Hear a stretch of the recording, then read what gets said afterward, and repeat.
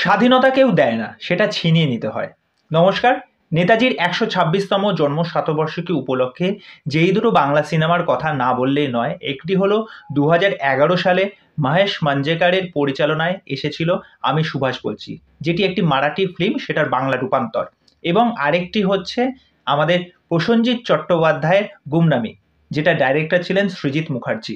যারা এই দুটো সিনেমা দেখেননি তারা বাংলার একটা গুরুত্বপূর্ণ জিনিস মিস করে গেছেন। আর যারা দেখেছেন তারা এই দুটো সিনেমাকে সত্যি কথা কেউ ভুলতে পারবেন না। প্রথমে বলবো গুমনামে সিনেমাটা সম্পর্কে কয়েকটা কথা বলবো। প্রথম পয়েন্ট হচ্ছে, গল্পের মূল উৎস হচ্ছে মুখার্জি কমিশনের হিয়ারিংসের ওপর। এই কমিশনে নেতাজির মৃত্যু নিয়ে যে থিওরিগুলো ছিল, প্রথমটা হচ্ছে একটা হচ্ছে প্লেন ক্র্যাশে নেতাজির মৃত্যু, দ্বিতীয় হচ্ছে রাশিয়াতে অত্যাচার করে মারা, ৩ নম্বর হচ্ছে নেতাজির যে এই যে গুমনামি হয়ে যাওয়া, এই যে থিওরিটা। তা এই তিনটে বিষয় নিয়ে এই সিনেমাতে আলোচনা করা হয়। সেকেন্ড যে পয়েন্টটা হচ্ছে, এই সিনেমাটা প্রচণ্ড ইনফরমেটিভ। এখানে এত ইনফরমেশন প্রোভাইড করা এই সিনেমাটার মধ্যে, আপনারা যদি না দেখেন তাহলে বিশ্বাস করতে পারবেন না নেতাজি সম্পর্কে এত ইনফরমেশন দেওয়া আছে। ৩ নম্বর যে পয়েন্টটা নিয়ে কথা বলবো, নেতাজির জীবনের যে কাহিনীটা, যে ইন্ডিয়া থেকে শুরু করে যে সমস্ত জায়গায় তিনি গেছেন, জাপান, এই যে জার্নিটা পুরোটা দেখানো হয়েছে, এটা সুন্দর করে সেই তখনকার সময়ের যে ছবিগুলো প্রেজেন্ট করে ব্যাকগ্রাউন্ডে মিউজিক দিয়ে এবং ম্যাপের সাহায্যে যখন সিনেমাতে দেখানো হয়, সেটা দুর্দান্ত ছিল। মানে স্ক্রিন প্লে দারুণ এটার। ৪ নম্বর যে পয়েন্টটা নিয়ে কথা বলবো সেটা হচ্ছে প্রসেনজিৎ চট্টোপাধ্যায়ের মেকআপ।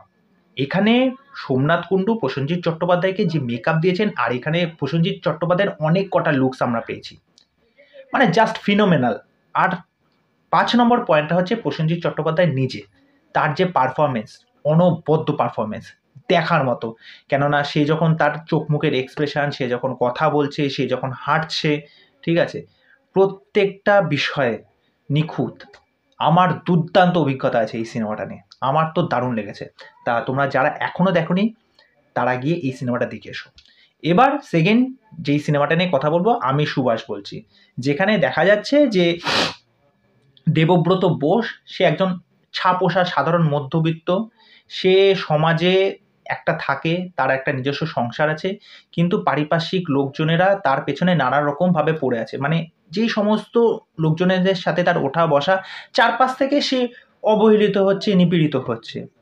এবং তারপরে আমরা দেখতে পাচ্ছি যে নেতাজি দ্বারা অনুপ্রাণিত হয়ে নেতাজি সেই জায়গায় তাকে উদ্বুদ্ধ করে, এবং সে যখন বুঝতে পারে যে বাঙালিদের অবস্থা একদম মানে তলানিতে গিয়ে ঠেকেছে, ওই যেটা হয় বাঙালিদের তেল দেওয়া স্বভাব, তারপরে হচ্ছে ঘুষখুরি, নানা রকম বিষয় যেগুলো আছে, সেইগুলোর বিরুদ্ধে তখন সে নেতাজির থেকে অনুপ্রাণিত হয়েই দেবব্রত বোস মানে মিঠুন চক্রবর্তী, সে তাদের হয়ে লড়ে। তা এই হচ্ছে আমি সুভাষ বলছির মেন মূলত বিষয়। এখানে মিঠুন চক্রবর্তীর যা পারফরমেন্স দিয়েছে দুর্দান্ত। এখানে যে ডায়লগ ডেলিভারিগুলো দেখা যাচ্ছে সেইগুলোও দারুণ ছিল। এই সিনেমাটার মধ্যে কমার্শিয়াল প্লাস পেট্রিয়টিজম, এই দুটো বিষয় খুব সুন্দরভাবে এস্টাবলিশ করা হয়েছে, যার জন্য এই সিনেমাটা কিন্তু অনেক দর্শক পছন্দ করেছে।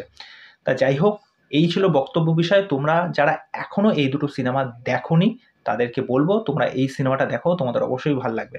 তা এই বিষয়ে তোমাদের কি মতামত আছে সেটা আমাকে অবশ্যই কমেন্ট করে জানাও। তো চলো, এইটুকুনি ছোট্ট ইনফরমেশন দেওয়ার জন্যই আজকে নেতাজির জন্মদিনে তোমাদের সামনে আসা। আর ভিডিওটা ভালো লেগে থাকলে লাইক করে দিও, কমেন্ট করে জানাও কেমন লাগলো। পরবর্তী নেক্সট ভিডিওতে আবার দেখা হচ্ছে। আর চ্যানেলে এসেই তোমাদেরকে যে কাজটা করে দিতে হবে, আমার চ্যানেলটাকে সাবস্ক্রাইব করে দাও, পাশে থাকা বেল আইকনটা ক্লিক করে দিয়ে নোটিফিকেশন অন করে নিও। নমস্কার।